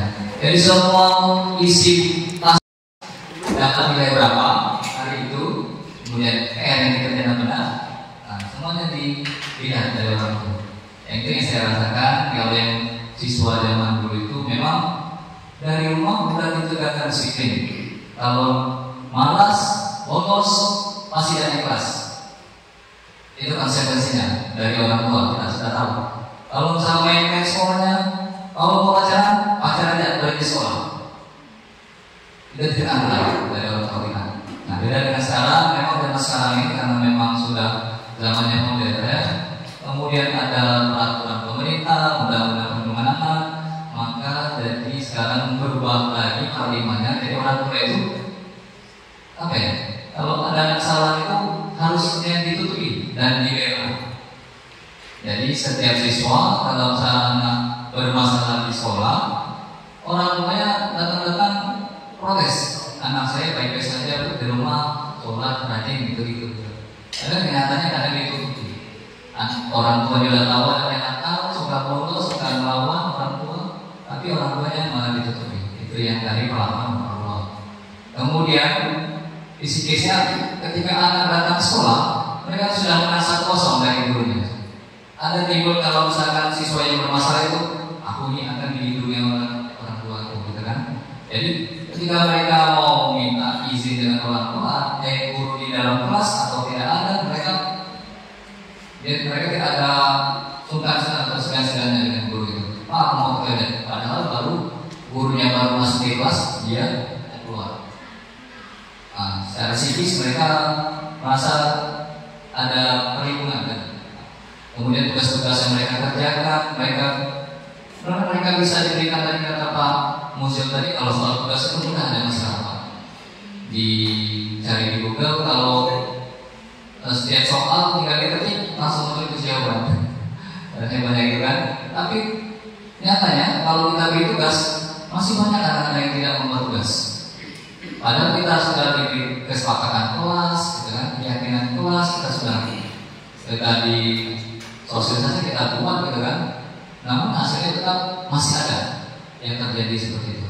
Nah, itulah perbedaannya yang mungkin saya bisa lakukan di sini.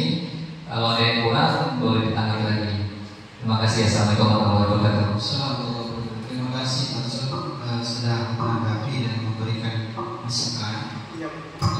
Jadi memang Bapak Ibu, ya itulah masalahnya gitu kan. Dan kita harus lebih proaktif dalam menangani kasus-kasus anak-anak kita. Karena memang kadang 1-0 tadi orang tua menanggung di rumah. Nah, tapi itulah memang kodrat alam anak-anak kita di rumah. Dan mungkin saya tambahkan sedikit tadi, ini bisa kita jadikan senjata ketika ada orang tua yang protes terhadap aturan sekolah. Nah, mungkin setiap aturan yang dibuat itu tadi yang termasuk dalam keyakinan kelas, jangan lupa untuk disosialisasikan. Dan kehadiran orang tua, partisipasi orang tua ketika sosialisasi keyakinan kelas itu di paguyuban kelas itu harus tinggi. Jangan sampai ada mungkin Bapak Ibu dan adik siswa ini yang bakalan sering melanggar tata tertib, tapi malah orang tuanya yang tidak hadir. Nah, ini harus kita yang harus proaktif dalam sosialisasi ini. Jadi ini kan langkah-langkah pencegahan. Jangan sampai kita tuh harusnya niatnya antara yang dilakukan guru di sekolah dengan orang tua di rumah itu sejalan. Jangan sampai ada yang menimbulkan miskonsepsi tadi. Terima kasih Pak Sul. Silakan Bapak Ibu yang lain yang ingin menambahkan. Dari ibu-ibu barangkali, ibu-ibu yang curhat barangkali.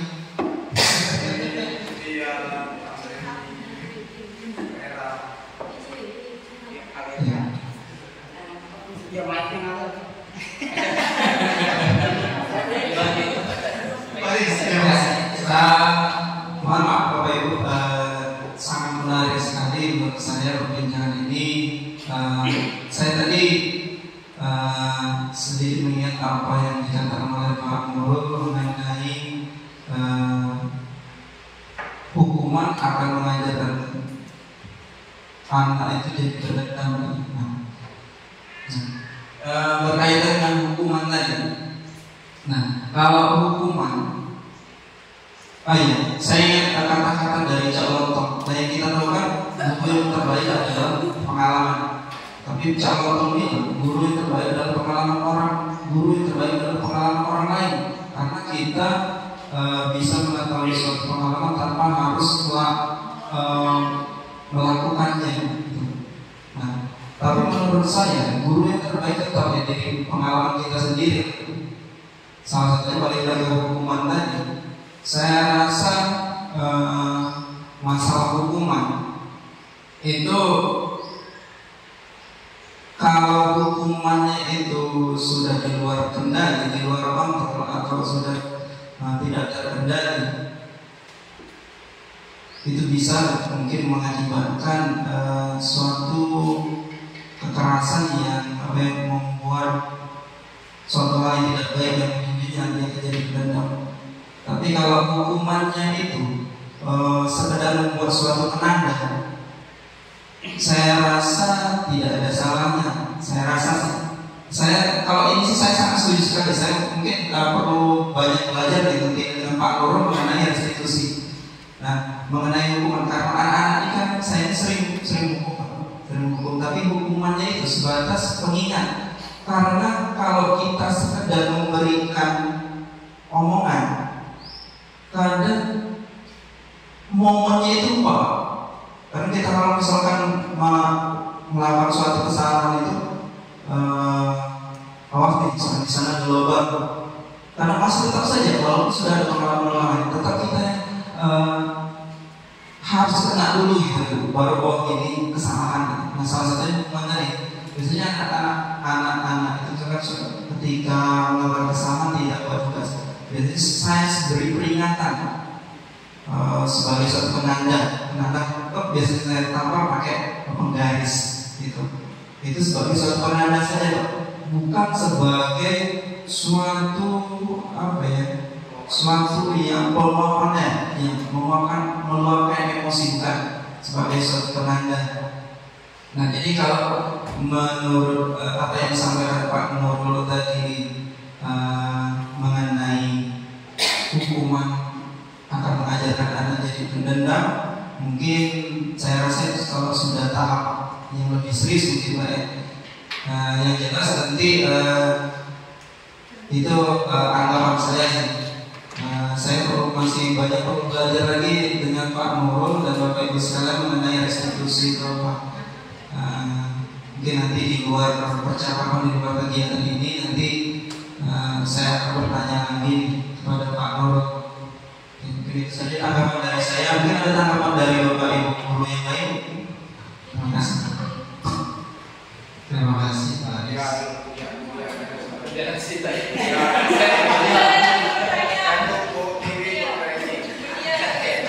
Silakan Dunia.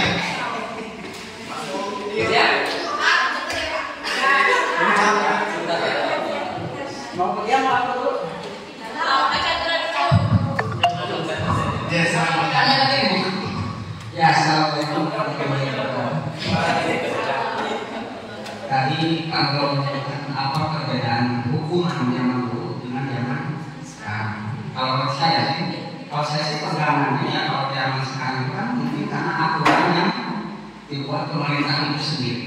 Karena dengan aturan yang dibuat pemerintah itu sendiri, ketika orang tua siswa atau di masyarakat mereka itu mereka sudah pada tahu, maka guru pun agak takut untuk menjamah murid-muridnya. Itu yang pertama. Dalam penting itu adalah yang makanya ada kata melihat itu istilah kasarnya.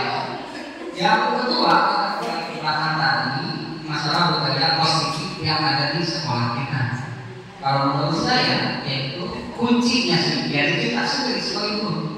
Ketika yang saya lihat sehari di sekolah, apa yang dilakukan siswa keluar itu, saya bukan menyalahkan siswa, tetap kita.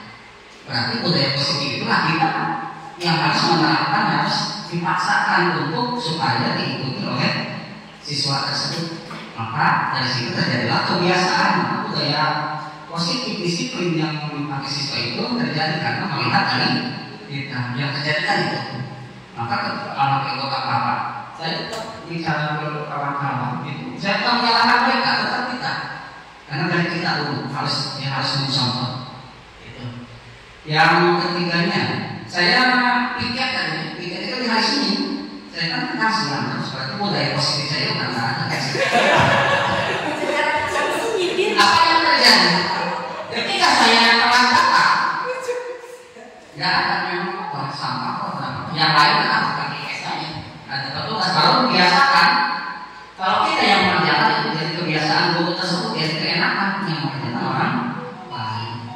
Situ kan salah satu makanin itu kan petugasnya sebagai inisiatif. Ketika kami tidak dapat masuk ke hari itu karena malam itu diberi tugas tiket hari Jumat, yang paling bersih itu selain bagi Pak hari Jumat juga sangat bersih. Waktu itu apa? Ketika aku nggak datang hari sini, ya apa? Nah itu berarti kalau kita bertanggung jawab budaya positifnya berkurang, masih dalam tahap menuju ke arah sana. Yang ketiganya masalah hukuman tadi. Mungkin di sekolah di kelas ini akulah salah satu orang yang jarang memberikan hukuman ke siswa karena ada hobi yang pertama. Maka anak itu akan melunjak titik. Ternyata sekarang dengan ada konsekuensi sangat setuju sekali. Bukan saya tidak mau menerapkan hukuman, tapi apa yang tepat bagi siswa itu. Ternyata ada kelima konsekuensi. Maka di kelas semua setelah telah diberi buat. Saya tidak setuju dengan konsekuensi tersebut karena itu kesepakatan bersama. Ketika saya tidak pernah memberikan hukuman, maka anak agak golkar belajar terbiasa tidak mengajarkan PR karena tidak mau menerapkan hukuman fisik tersebut. Dengan konsekuensi itu kita sudah jelas di situ. Mungkin saya akan menerapkan yang konsekuensi itu. Sekian dari saya. Assalamualaikum warahmatullahi wabarakatuh. Terima kasih ya.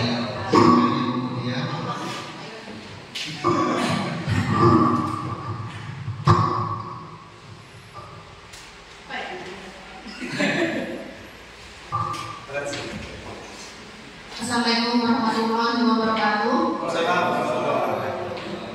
Terima kasih kepada Pak Nurul yang pada hari ini memberi ilmu baru bagi saya pribadi tentang budaya positif ya Pak Nurul,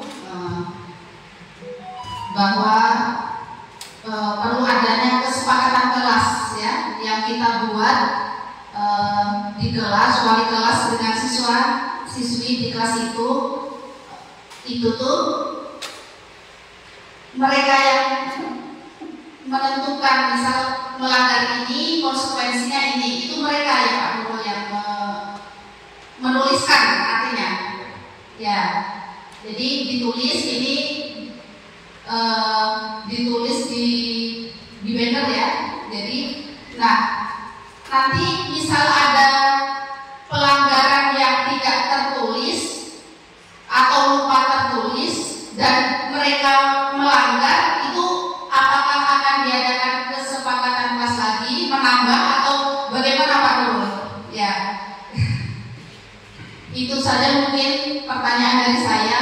Wassalamualaikum warahmatullahi wabarakatuh. Assalamualaikum warahmatullahi wabarakatuh. Terima kasih Budia atas pertanyaannya terkait keyakinan kelas. Kenapa tadi keyakinan kelas harus dibuat oleh siswa? Kalau saya Ibu memang di kelas 7A itu sebelum kita menetapkan misalnya nih anak-anak pagi di kelas saya baru kelas 7 memang penalarannya masih cukup rendah. Jadi memang konsep awal itu sudah kita pegang. Jadi konsep awal itu misalnya keyakinan kelas ini buat ini, tapi jangan dikeluarkan dulu. Nanti baru dikeluarkan. Jadi biarkanlah mereka dulu yang mengusulkan apa aturan kelas yang kita bikin ini.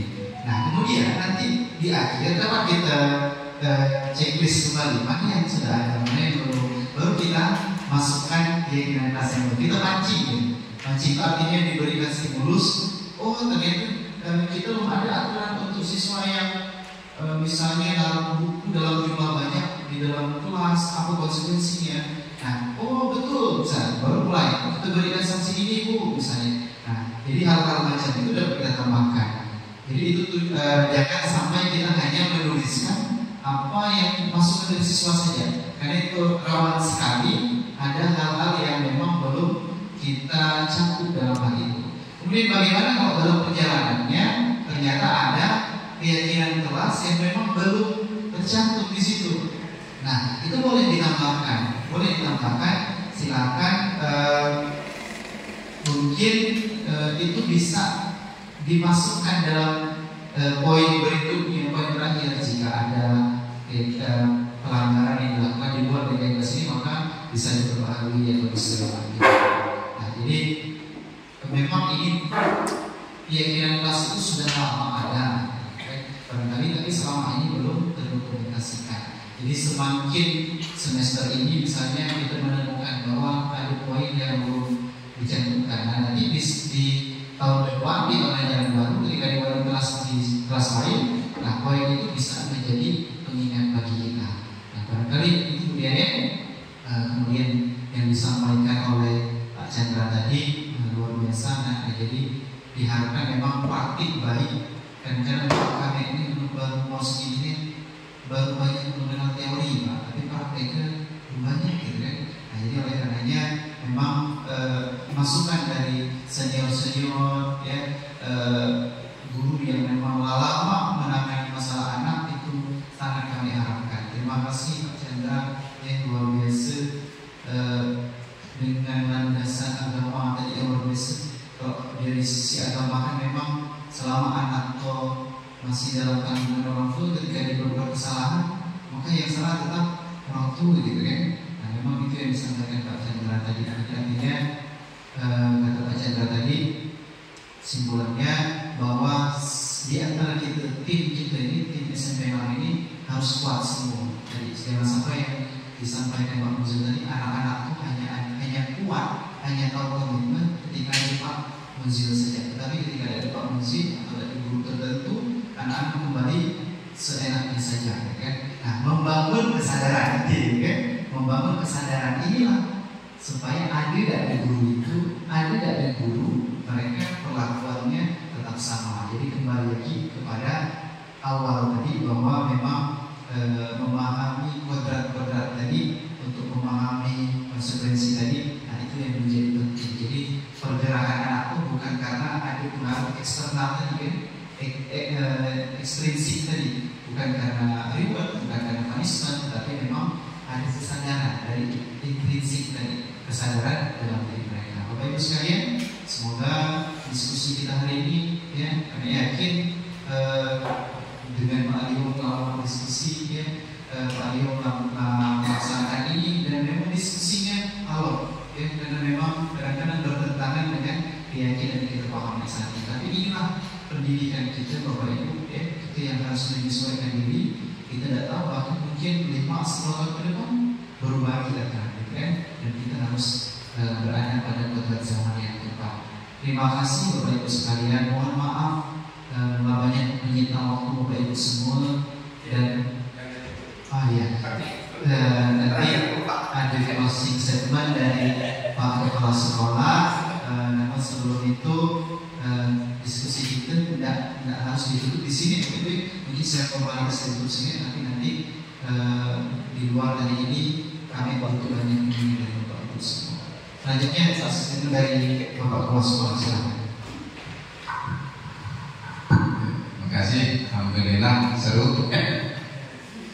Jadi alhamdulillah Bapak Ibu, dari budaya positif ini yang ditampilkan oleh Pak Nurul tadi dari teori-teori merasakan modul langkah-langkahnya seperti itulah Bapak Ibu Nah, kita yang di lapangan ini di situ kan ada hukuman, ada konsekuensi, dan ada segitiga restitusi tadi Nah, kalau yang masalah hukuman ini Bapak Ibu memang kita tidak boleh Bapak Ibu baik itu yang verbal maupun fisik memang dilarang oleh Bapak Ibu Jadi kita harus berhati-hati, jangan sampai kita yang kena itu Bapak Ibu. Dan kesepakatan atau keyakinan kelas ini bisa kita gabung Bapak Ibu jangan kita kita kombinasikan Bapak Ibu di dalam menangani siswa. Walaupun di situ kita sudah membuat keyakinan anak-anak itu sudah siap konsekuensinya, tapi dengan adanya segitiga distribusi tadi, bisa kita berdialog tadi ya, bisa seperti teman tadi, mengapa mereka ini atau dia ini melanggar. Nah itu juga seperti kalau di kelas nanti jangan langsung juga sesuai dengan konsekuensi. Kalau konsekuensi itu, harus dipanggil dulu diajak berbicara ya. Dan anak-anak kita ini tidak bisa juga disamakan dengan sekolah-sekolah lain ya. Kalau kita dari 3 desa ini mempunyai karakter yang berbeda, dan kita di sekolah menengah pertama ini anak-anak kita ini masanya labil. Nah itu harus mengerti juga ya. Ada yang mau cari perhatian, memang pubernya tinggi. Nah puber orang ini macam-macam Bapak Ibu ya. Tidak semuanya sama enggak. Nah itu harus diperhatikan juga, terutama di wali kelas tadi. Nah itu juga kalau ada yang hal-hal yang tidak di luar nalar, nah kita berkomunikasi dengan Pak Andre tadi kan, dengan guru BK, dan kita kerjasama dengan orang puskes. Di puskes itu ada psikologi pendampingan ya, bagi anak-anak kita yang memang sulit untuk dia diajak berkomunikasi. Itu ada apa ini ya? Nah, kemarin aku sebut Pak Andre ada seperti Pak Jombang ada 3 siswa Jensen sampai perlu dipanggil orang tua. Kita harus tahu karena waktu penerimaan di kelas 7 ya, kita harus melihat kan ada tes diagnostik gitu ya. Ternyata di sekolah kita ini tidak dilaksanakan tes diagnostiknya. Jadi kita tuh tidak tahu anak-anak kita ini ya, ketika mereka sudah masuk. Jadi kita sama-sama mempelajari ini, jangan itu tadi seperti budaya positif itu tadi memang sifatnya memaksa ya. Memang harus bergerak dan mereka nanti sudah terbiasa. Nah untuk awal ya memang dari kita lah, dari Bapak Ibu guru. Maka itu ketika aku papik main, wah jawab weekend, aku mungkin rumah ada bagus. Nah, seminggu berjalan, minggu kedua, minggu ketiga kalau kontrol itu kan anak kita ini sebenarnya nak didampingi Bapak Ibu, tak kuanti kan. Seperti contoh waktu kita kerja bakti kemarin kan, Pak Iwan, Pak Iwan kerja lagi, ikut kerja, tapi Pak Iwan lagi sebelum kerja, tinggalin dia. Selesai kemarin, gurunya ikut dan selesai, Pak Iwan suku kan selesai. Coba enggak aja kita di kantor, kita selesai, nyapu rumput, daun-daun di sana, kita tinggal akan selesai. Tapi kalau ini kita biasakan gitu kan, makan sehat kemarin kan, sampai tidak bawa makan sehat, rumah ada panggil, aku tidak mungkin masak. Bukti kemarin alhamdulillah banyak bawa semua ya. Nah kita berdampingan. Nah aku tidak sebenarnya kemarin itu sebenarnya Bapak Ibu guru ikut makan juga, kita duduk di situ bawa satu masing-masing. Kalau kita hari bawa satu, tapi berarti Bapak Ibu dari mana senang aja, senang ajak makan sama-sama di situ. Nah kita bertamu. Jadi ada kebersamaan gitu ya. Gurunya makan nih, makan sehat gitu kan. Jangan kita nyuruh makan ini, tapi gurunya tidak tahu makan.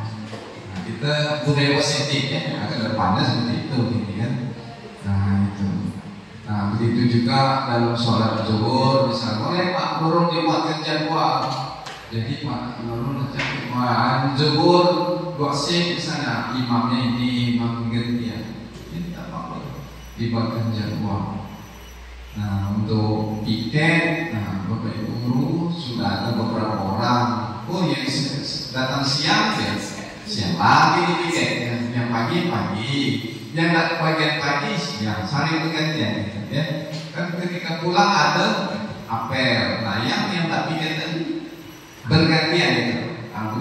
Jadi anak-anak itu melihat kompak guru ini kan satu gitu kan. Nah kalau untuk menerapkan budaya positif ini memang tidak gampang Pak Ibu ya. Kita harus pelan-pelan, sedikit demi sedikit, sama-sama ya. Tapi di sekolah ini bisa dapat ya, dapat kita sama-sama. Walaupun kita Pak Wahyu sering tidak apalah ya. Kalau Pak Wahyu ini memang terkenal loh Ibu, ya. Bukan untuk kita, memang terkenal dari dulu gitu. Nah, di dinas, di sekolah lain kan, iya. Nah, kalau Pak Mitra memang dia memang lapakan gitu. Pemda kan, suasana sosialisasi, bukan berarti ini aku kalau Pak Mitra yakin ya. Nah, tapi Pak Wahyu ini aku belum bisa, masih kenapa-kenapa kan. Tapi aku tetap konsultasi ke dinas di mana biar Pak Wahyu ini tergerak lagi. Kalau dia tak mau jadi guru ya boleh Pak. Nah, cuman aku belum sempat komunikasi secara mendalam dengan Pak Wahyu ini. Apa nak dia kan? Ya. Dan itu jangan menjadi kita melihat ke situ ya kan. Kita lah berjuang demi anak-anak kita dan kita berusaha jangan sampai ketinggalan mereka. Kita tetap belajar ya, dengan teknologi begitu juga kita jangan sampai gaptek buat kan anak-anak ya. Anak-anak itu perlu inovasi-inovasi dari Bapak Ibu ya. Barangkali seperti itu Pak, terutama berdiferensiasi ya. Nah itu yang penting. Tapi untuk berdiferensiasi ini kita harus memahami karakter anak kita di kelas masing-masing ya. Kalau kita karakternya tidak tahu apa yang nak berdiferensiasinya ya. Nah, kelas ini kita tidak tahu orang-orang. Jadi kita memang untuk menyusun suatu pembelajaran berdiferensiasi ini cukup memakan waktu Bapak Ibu ya untuk menyusun ini. Karena Bapak Ibu setiap hari harus menyiapkan konsep pembelajaran yang berbeda untuk anak-anak kita ya, dalam menyampaikan materi tersebut. Dan harus ada LKPD-nya ya, bukan hanya sekedar ngajar anak-anak seperti ini, tapi ada ketika terakhir pembelajarannya ada tes di LKPD itu sebatas mana ya keberhasilan Bapak Ibu ngajar pada hari itu ya. Nah Bapak Ibu nggak dapat melihat apa yang kekurangan Bapak Ibu, itulah yang diperbaiki ya. Jadi bukan kayak seperti dulu LPP langsung buat tes pada nilai ya. Nah nilai yang untuk dirawat itu hanya nilai di semantik tadi tapi nilai untuk di kelas itu adalah nilai untuk Bapak mengetahui sebatas mana Bapak Ibu berhasil di dalam menyampaikan materi tersebut. Kalau ada yang kekurangan di situlah Bapak Ibu berinovasi tadi ya, menggunakan apa gitu ya. Nah maka itu tadi kita harus sesuai zamannya. Pak Sori kami tidak ada fokus kurang. Bagaimana kami nak menyiapkan pembelajaran menggunakan PowerPoint, Canvas, segala macam. Nah itu yang menjadi tanggung jawab saya ya. Tapi jangan semua siko-siko belum dapat kan. Nah barangkali di lab ini dimanfaatkan. Tadi kemarin Bu Leni menyebut keropok itu harus dimanfaatkan. Nah gunakanlah Bapak Ibu, pinjam dengan Pak Munzil, tapi setelahnya harus dipulangkan dengan keadaan baik gitu ya. Jangan kini sudah pakai, ada yang tidak dimatikan misalnya ya. Nah itu. Jadi untuk yang keperluan Bapak Ibu untuk berinovasi itu apa gitu. Jadi kami sebagai Pak Chandra dalam menyusun anggaran yang sedikit ini dapat mencukupi untuk Bapak Ibu di dalam setahun gitu ya. Barangkali ada yang perlu kertas apa ya, kertas warna-warna gitu. Nah dapat dibelikan ini ya. Kita di tahun 2024 awal nanti kita susun lagi baik itu dari komite juga ya.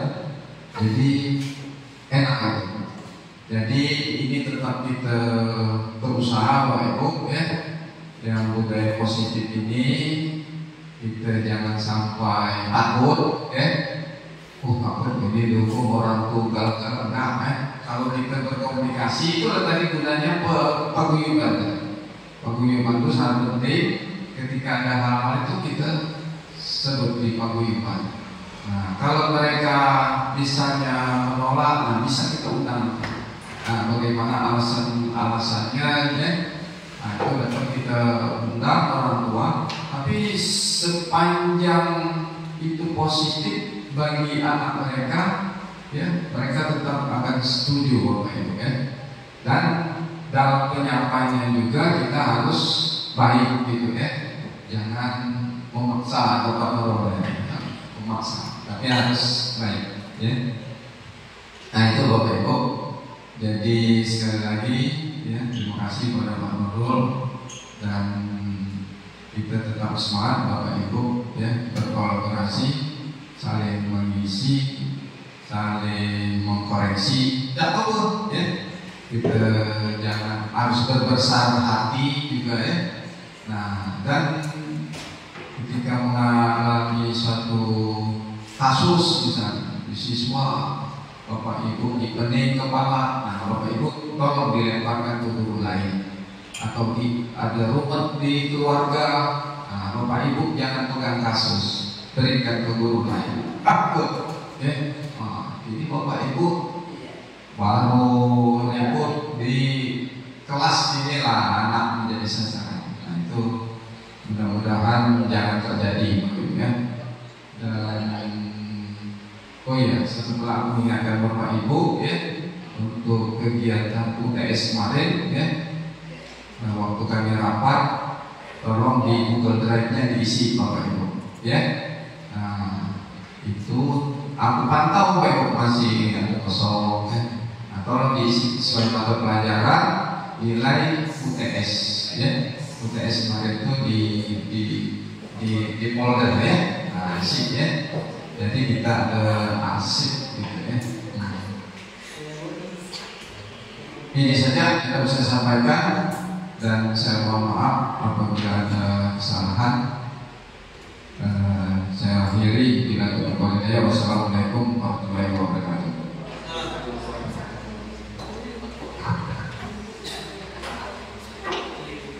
Terima kasih Bapak Kepala Sekolah. Barangkali Bapak Ibu yang diskusikan hari ini, terima kasih.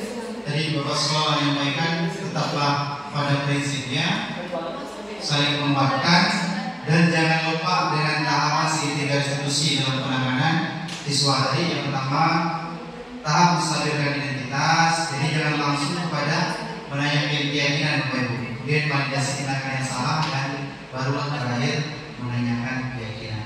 Barangkali Bapak Ibu sekalian, saya selaku sumber kali ini mengucapkan terima kasih atas partisipasi aktif Bapak Ibu sekalian dan penyisihan waktunya. Nanti jangan bosan-bosan Bapak Ibu, karena kami ini baru modul 1 Bapak Ibu. Jadi banyak saya lainnya, mudah-mudahan kita dapat implementasinya sama-sama ya. Walaupun yang terima Ibu hanya 2, tapi kita implementasinya sama-sama. Dan insya Allah di angkatan 11 ada musik. Amin ya rabbal alamin. Ya demikian kami akhiri. Assalamualaikum warahmatullahi wabarakatuh.